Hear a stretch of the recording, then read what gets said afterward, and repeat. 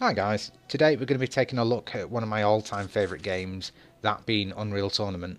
Now, it's been out probably for longer than most people listening to this have actually been alive, so if it looks a bit dated, at this point probably medieval's a bit closer to it.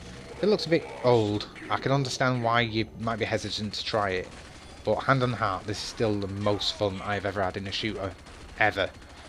And I've played all of them at this point. Played Counter Strike, I've played Overwatch. I've enjoyed everything else, but I still to this day, hand on heart, find this the most fun.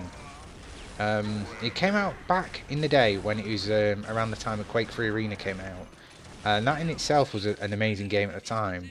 But it was kind of like a big head-to-head. But Quake, having the already established multiplayer fan base behind it, was supposed to completely destroy this when it came out. Because no, Unreal had one game which was a bit mediocre at the time and had never really dabbled that much in multiplayer shooters. But when this came out, it completely blew everyone away. And I still think this holds up better than Quake did from back then. I'm not saying anything bad about it, it's just, I don't know, this just captures everything I wanted from a multiplayer shooter, and it's just brilliant.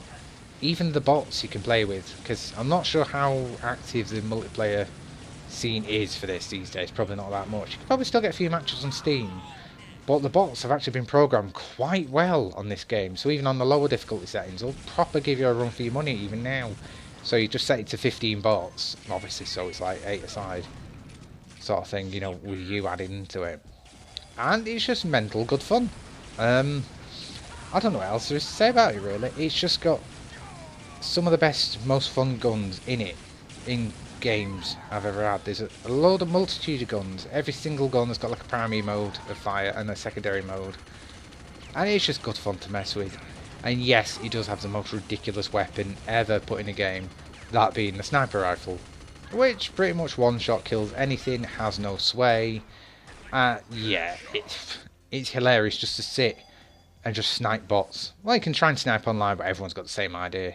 So when I used to play back online in the day, it was pretty much impossible to move on certain maps. The best map ever on this game, if anyone's ever played this, I'm sure they'll remember the Twin Towers, or the Two Towers. I can't remember what it's called. Basically, the two towers floating in space, aiming at each other. And I used to sit on top of that with a sniper rifle, just pick off bots over and over and over again, as you can see now. It's oddly relaxing, it's just funny. But it does have all different modes that you can have in modern games, like you can have assault mode where you have to attack a base and one has to defend it, or you can have domination where again it's kind of team based. I enjoy, for complete frantic mental action, just the last man standing, where you all get every gun, max ammo on all of them, and you respawn instantly, and everyone's given 30 lives I think it is, and you're all just running to one map, every man for himself, and it is absolutely batshit crazy. I mean, it's just funny, just trying to even survive. Sometimes you just can't see what's going on, who to aim at first. You've got people throwing stuff at you left, right, centre. And if I could get a few of my friends playing this, I'd just be happy. I wouldn't even be bothered with a lot of the things, like a lot of the modern games, really. It's back in the day, before microtransactions came in. There's no DLC packs. Basically, I had a community where they just used to make maps and upload them. They could just download them and keep it going forever and ever. And the actual Game of the Year edition includes a shit ton of the community maps from way back when. Because when the original game came out, I actually downloaded most of the maps already, so I recognise them from way back when. So they must have bundled them in at some point. But yeah, it's way back before expansion packs or just wanting your money constantly. Get no online fees. There's no progression either. It's literally, it's just completely skill based.